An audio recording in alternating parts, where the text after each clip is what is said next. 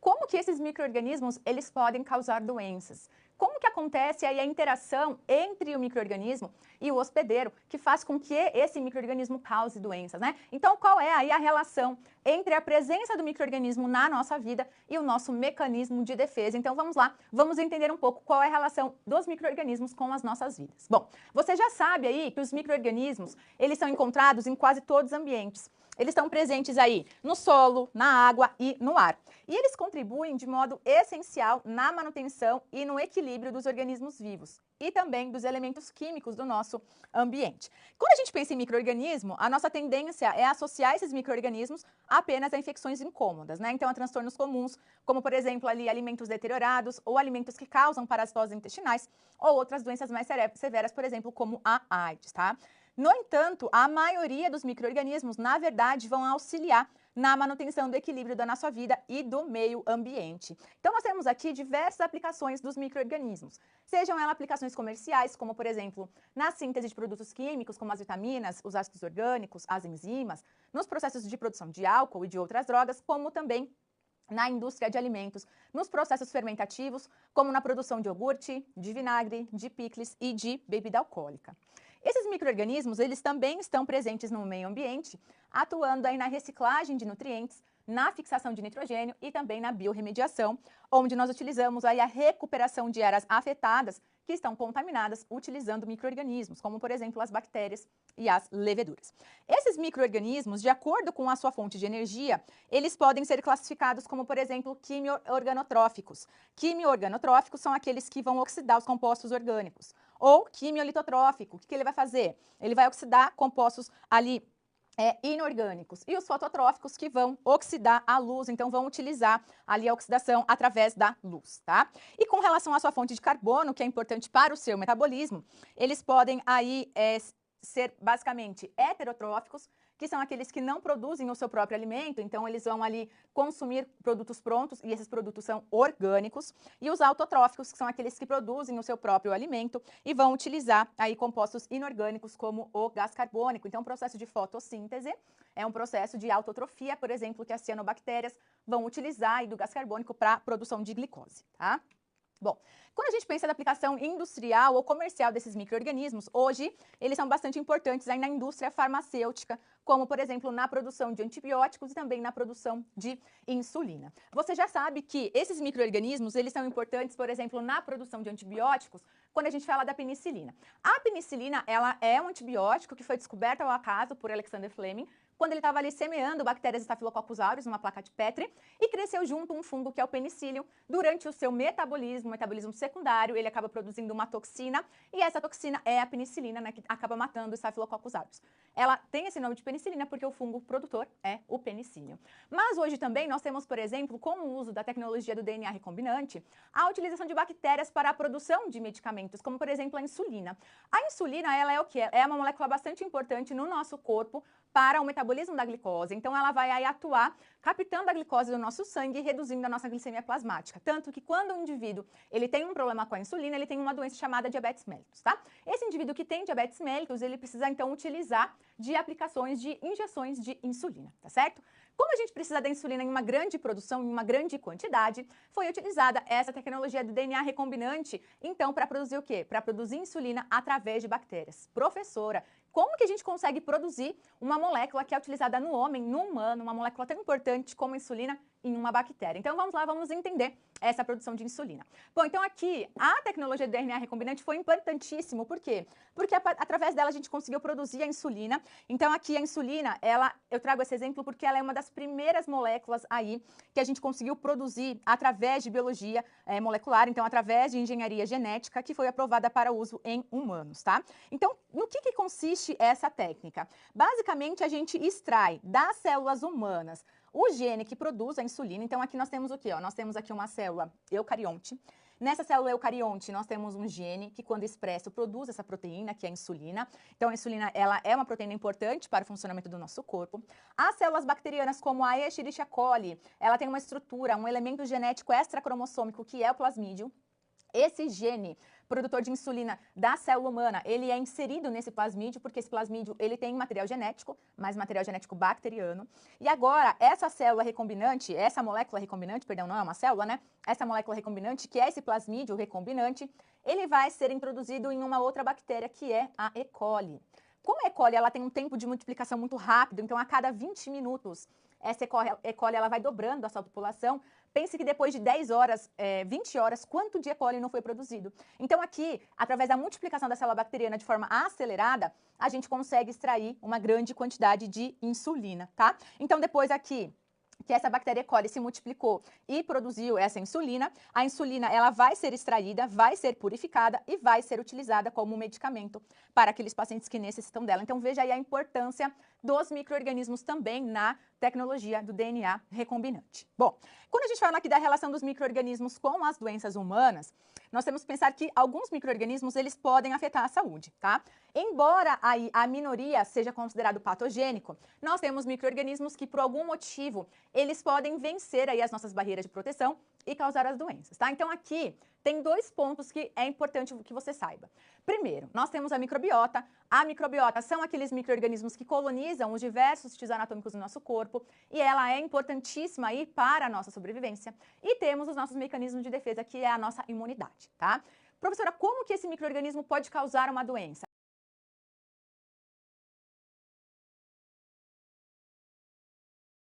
Ele vai causar uma doença quando? Quando há um desequilíbrio entre a microbiota e a nossa resposta imune, tá? Então, quando o indivíduo tem, por exemplo, alguma condição que traz essa imunossupressão, ele pode ter essa doença. Exemplo é o estresse. Então, quando a gente está estressado, várias coisas acontecem, né? Cai cabelo, começa a quebrar a unha, a pele tem rachadura e também a gente está mais propenso ao desenvolvimento de infecções. Por quê? Diminuindo aí a nossa barreira de proteção, diminuindo a nossa imunidade, esses micro-organismos, eles se aproveitam dessa condição e acabam causando as doenças. Então, para você entender melhor, vamos discutir aqui esse conceito de microbiota e também de imunidade. Vamos lá. Então, o que é microbiota? Essa microbiota são aqueles micro-organismos que vão colonizar os diversos sítios anatômicos do nosso corpo, tá? Então, até aí, tranquilo. Essa microbiota, ela pode ser de 2 tipos. Ela é uma microbiota chamada de microbiota normal, ou ela é uma microbiota chamada de transitória. O que é uma microbiota normal? Como o próprio nome já diz, tá? Normal. Então, que normalmente aí vão estabelecer uma residência permanente, por isso que a gente fala que coloniza, né? Eles vão colonizar os diversos sítios anatômicos, vai colonizar a pele, vai colonizar o trato gastrointestinal, vai colonizar nosso trato respiratório. Então, são micro-organismos que já estão presentes no nosso corpo. E nós temos aqui uma grande variedade de micro-organismos que, em condições normais, eles não causam doenças, tá? Nós também temos essa microbiota transitória. A microbiota transitória, ela pode estar presente por vários dias, por semanas ou por meses e depois desaparecer. Acontece que quando nós temos aí um desequilíbrio entre essa microbiota e o nosso sistema imune, ela causa a doença. Essa microbiota transitória, ela pode ser formada de micro-organismos patogênicos ou potencialmente patogênicos, tá? Bom, o que eu quero dizer com microbiota normal e com microbiota transitória? Microbiota normal, então, são micro-organismos que vivem com a gente. Exemplo, lá no trato gastrointestinal eu tenho a Escherichia coli. Na pele tem Staphylococcus epidermidis. Então, são micro-organismos que já estão presentes no nosso corpo, tá?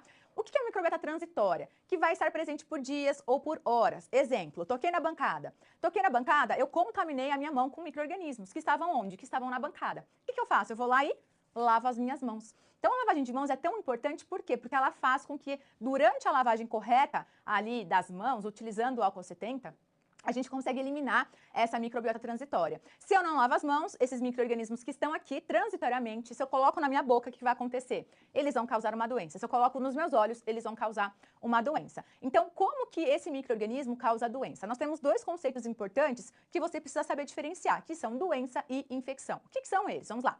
Quando a gente fala de doença, a doença, ela é uma consequência do processo infeccioso, tá? A doença, na verdade, ela é o quê? Ela é uma alteração no nosso estado de saúde, tá? Já a infecção, ela é o quê? Ela é a invasão ou a colonização do corpo por micro-organismos patogênicos. Isso quer dizer que, primeiramente, precisa acontecer um processo infeccioso, ou seja, o micro-organismo ele precisa entrar no nosso corpo. Exemplo, pneumonia. Quem causa a pneumonia é o Streptococcus pneumoniae. O pulmão, ele é um órgão estéril. Streptococcus pneumoniae adentrou o pulmão, ele vai causar a pneumonia. Então, o primeiro passo é o processo infeccioso. Streptococcus pneumoniae invadiu e colonizou o pulmão, tá? Para depois nós temos o quê? Nós temos aí alteração no estado de saúde e aí a gente tem a doença através da manifestação clínica dos sintomas. Por exemplo, aí a tosse, a dor a respirar, tá? Então aí cada doença vai ter um sintoma característico de acordo com o quê? De acordo com o processo infeccioso. Quando a gente fala da microbiota, o nosso corpo humano ele é formado aí de 10 a 13ª células corporais, que são as células humanas, tá? Quando a gente fala da microbiota, essa microbiota ela é composta de 10 a 14ª células bacterianas. Então veja que o nosso corpo ele tem muito mais célula bacteriana do que célula corporal. Se a gente pegar aqui um exemplo do trato gastrointestinal, o nosso trato gastrointestinal ele tem aproximadamente 300 metros quadrados.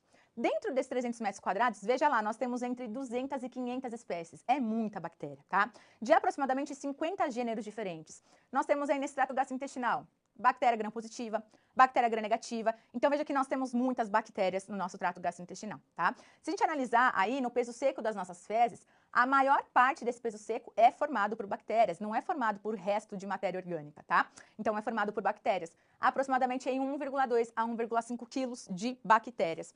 Por isso é tão importante lavar as mãos, higienizar as mãos após ir ao banheiro. Qual que é a função dessa microbiota? A função da microbiota, ela vai basicamente ser um efeito de resistência à colonização, funcionando como um efeito de barreira microbiológica. Ela também pode atuar na produção de vitamina K e algumas vitaminas do complexo B, além de ativar aí o nosso sistema imune, atuar como imunomodulação.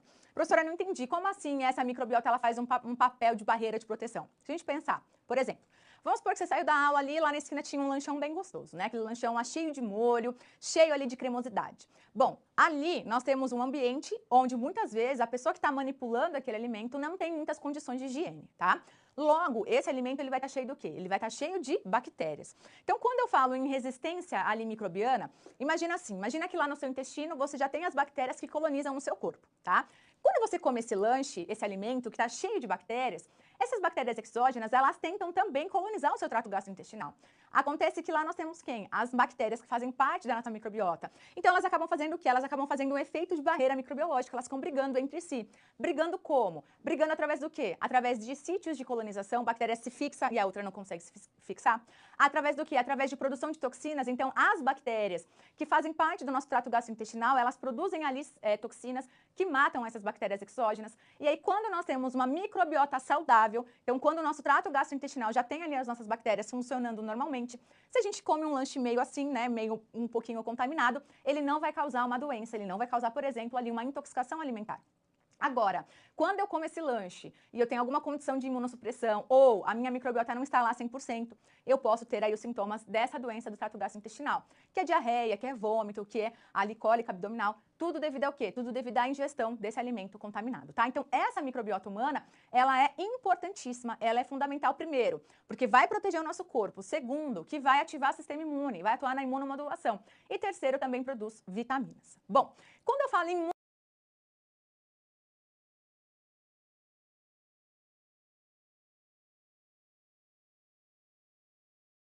imunossupressão, o que é um indivíduo imunossuprimido e um indivíduo imunocompetente? Vamos lá, vamos entender o que é essa imunidade e do que ela é formada. Bom, quando a gente fala aí de imunidade, a gente está falando de uma forma que o nosso corpo tem de resistir, ou seja, que ele tem aí de conseguir combater esses processos infecciosos, tá? Então, quando os micro-organismos, eles atacam o nosso corpo, nós nos defendemos utilizando de vários mecanismos de imunidade, tá? Então, como que eu posso definir a imunidade? A imunidade é a capacidade que o nosso organismo tem de prevenir o surgimento de doenças que são causadas por micro-organismos. Só por micro-organismo? Não, também pelo seu produto, como por exemplo aí toxinas, e assim proteger contra agentes ambientais. Quando o nosso corpo encontra-se em um estado de imunossupressão, a gente fala que o indivíduo está imunossusceptível, ou seja, ele está imunodeprimido, tá? Se a gente parar para pensar, por exemplo, no HIV. HIV, ele é um vírus que destrói linfócitos, tá? Linfócito, ele é uma célula que faz parte aí da nossa imunidade. Então, o linfócito, ele é um leucócito, ele é um tipo de glóbulo branco, tá?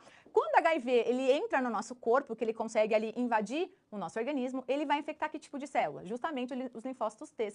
E eles acabam aí destruindo os linfócitos T, diminuindo a contagem de linfócito T. E aí quando o indivíduo tem uma diminuição de linfócito T, como é que ele tá? Ele tá imunossuprimido. E aí nós temos a doença chamada de AIDS, que é a síndrome da imunodeficiência adquirida, tá? Nesse caso, quando o indivíduo está imunossuprimido, como é que ele tá? Ele está exposto. Todas as suas barreiras de proteção e defesa estão abertas. E aí então nós temos aqueles micro-organismos patogênicos, como a cândida, como o criptococcus, que podem causar aí as micoses oportunistas, tá? Então, essa imunidade. Quais são os tipos dela e como que elas são classificadas? Vamos lá. Nós temos aí 2 tipos de imunidade. A imunidade inata. O que significa inata? Veja o nome dela. Como o próprio nome já diz, é inato. Ele está com a gente desde o nosso nascimento. A gente nasce com ele. A imunidade adaptativa é uma imunidade que, conforme o tempo, ela vai se adaptando. Ela também é chamada de adquirida. Então, eu vou adquirindo essa imunidade conforme eu entro em contato com o patógeno, tá? Então, aqui, imunidade inata é aquela que já está presente desde o nosso nascimento. Aqui, a inata, ela vai ser, por exemplo, a nossa pele, vai ser, por exemplo, ali a nossa lágrima nos olhos, vai ser, por exemplo, o ácido do nosso estômago, então tudo que já está com a gente desde o nascimento. Ela já vai estar ali disponível para proporcionar uma resposta rápida para nos proteger contra as doenças, porém ela não é específica, porque como ela já está no nosso corpo, ela vai ser ativa contra qualquer tipo de agente. Diferentemente da adaptativa, para que essa adaptativa aconteça, o nosso corpo ele precisa estar exposto, então ela vai ser lançada, ela vai ser adquirida em caso de exposição. Dessa forma, essa imunidade adaptativa, ela só vai ser aí formulada contra um tipo de micro-organismo específico, caso ele tenha rompido aí as barreiras da imunidade inata. Quem faz parte da imunidade inata? Então, entenda a imunidade inata como a primeira linha de defesa, tá? Então, ela já está presente desde o nosso nascimento e ela vai ser eficaz aí para o combate desses micro-organismos. Quem que inclui aqui? Nós temos aí a pele, as membranas mucosas e também as células, tá? Então, primeiramente, nós temos aqui a membrana mucosa e a pele. Depois nós temos a segunda linha de defesa, que são as células. Quem faz parte dessas células? As células natural killer, que são células exterminadoras naturais. Temos também as células fagocíticas, que fazem fagocitose, como, por exemplo, o macrófago, para tentar combater esse processo infeccioso. E também as reações inflamatórias, né? As citocinas que vão aí induzir a resposta inflamatória, como também a febre, a dor e a vermelhidão.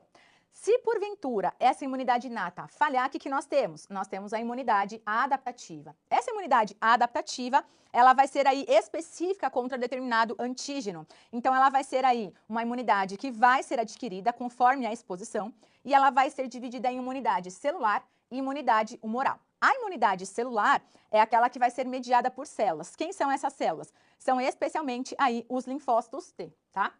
E nós temos aqui a imunidade humoral, que vai ser mediada especialmente por quem? Especialmente aí pelos linfócitos B, que são chamados anticorpos, que vão gerar uma certa resposta de memória. E toda vez que a gente entrar em contato novamente com aquele antígeno, como a gente já foi exposto uma vez, nosso corpo vai produzir aí essa resposta, tá? Exemplo aqui são as infecções virais. Quando, por exemplo, eu entro em contato com um rinovírus que causa um resfriado, se eu tiver uma exposição subsequente e for o mesmo vírus, o mesmo tipo de vírus, eu vou ter uma resposta imune. Então, esse processo infeccioso, ele vai trazer sintomas muito mais brandos, muito mais ali fáceis de combater do que durante uma primeira exposição. Por quê? Porque essa imunidade celular ali, essa imunidade humoral, ela gerou uma resposta através da produção de anticorpos, né, através aí de células B, de linfócitos B, que vão reconhecer aquele antígeno como uma célula estranha e vai fazer o combate a essa infecção.